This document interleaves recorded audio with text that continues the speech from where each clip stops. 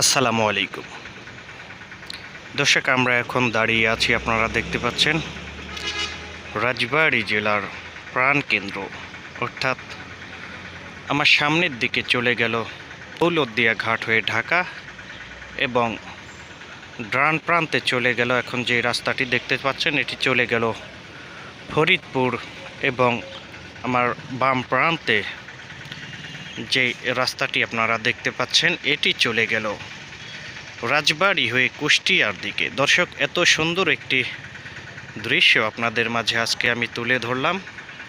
দেখুন, বাংলাদেশের স্বাধীনতার যুদ্ধের যে স্মৃতি সেটি কিন্তু এখানে ফুটিয়ে রেখেছেন। বাঙালি জাতির যে গর্ব সেটিকে কিন্তু মানুষের মাঝে ফুটিয়ে তুলে রেখেছেন এখানকার মানুষগুলো। দেখুন, এত সুন্দর একটি সিনারি, কিন্তু তিন দিকে চলে গেল তিনটি রাস্তা, তার মাঝখানেই কিন্তু এত সুন্দর একটি দৃশ্য। আমরা আসলে এত সুন্দর একটি জায়গা আমাদের রাজবাড়ির বুকে রয়েছে, সেটি আমরা আপনাদের মাঝে আসলে তুলে ধরলাম। দর্শক দেখুন,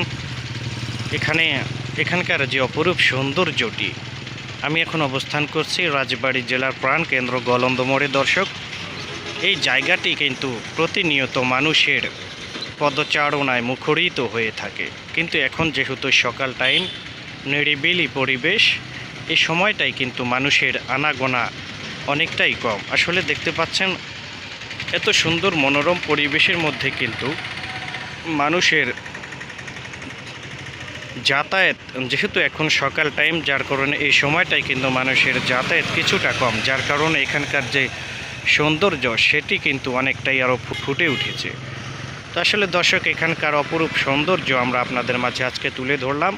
আর আমি আপনাদেরকে বলেছিলাম যে আমার সামনের দিকে চলে গেল রাজবাড়ী হয়ে কুষ্টিয়া, আর ডান দিকে চলে গেল দৌলতদিয়া ঘাট হয়ে ঢাকার দিকে।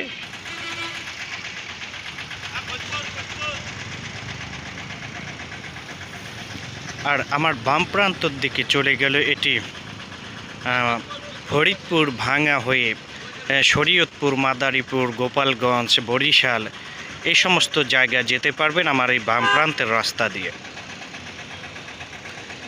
আসলে এখানকার অপরূপ সৌন্দর্য দেখে মনটা ভরে গেল, যার কারণে আপনাদের মাঝে বিষয়টি তুলে ধরলাম। কেমন লাগলো জানাবেন সকলে।